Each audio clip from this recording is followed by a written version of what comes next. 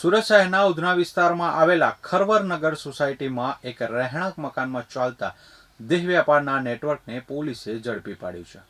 ઉધના પોલીસની સર્વેલન્સ ટીમને બાતમી મળી હતી કે બિલ્ડિંગ નંબર 22ના રૂમ નંબર A1માં હરીશભાઈ મોહનલાલ રૂગનાથવાળા નામનો ઈસમ પોતાના ભોગવટાના મકાનમાં બહારથી સ્ત્રીઓને બોલાવી દેહ વ્યાપાર કરાવી રહ્યો છે.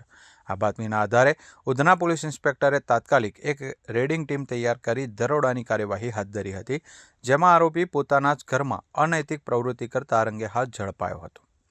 આ ગુનાની તપાસમાં સૌથી ચોંકાવનારી વિગત આરોપીની કાર્યપદ્ધતિ અંગે સામે આવી છે. 64 વર્ષીય આરોપી હરીશભાઈ ગ્રાહકો મેળવવા માટે વોટ્સએપનો સહારો લેતો હતો. તે પોતાના સંપર્કમાં રહેલા ગ્રાહકોને અલગ અલગ મહિલાઓના ફોટા વોટ્સએપ પર મોકલી આપતો હતો અને ગ્રાહક દ્વારા પસંદગી કરવામાં આવ્યા બાદ તેમનો સોદો નક્કી કરવા માટે પોતાના મકાને બોલાવતો હતો.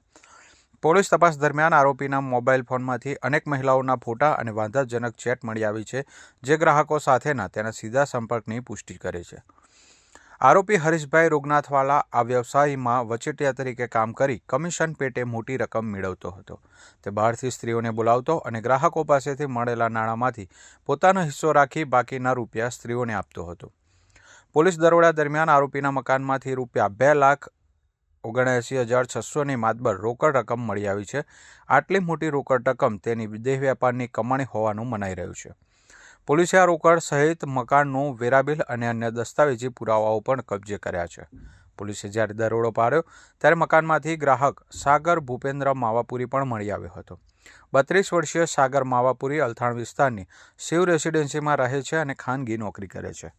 પોલીસે મુખ્ય સંચાલક હરીશભાઈ અને ગ્રાહક સાગર બંનેની ધરપકડ કરી છે. આ સાથે સ્થળ પર હાજર એક પીડિત મહિલાને મુક્ત કરાવી તેને સુરક્ષિત સ્થળે મોકલી આપવામાં આવી છે. પોલીસે આ મામલે ઇમોરલ ટ્રાફિક પ્રિવેન્શન એક્ટની વિવિધ કલમો હેઠળ ગુનો નોંધી કાયદેસરની કાર્યવાહી હાથ ધરી છે.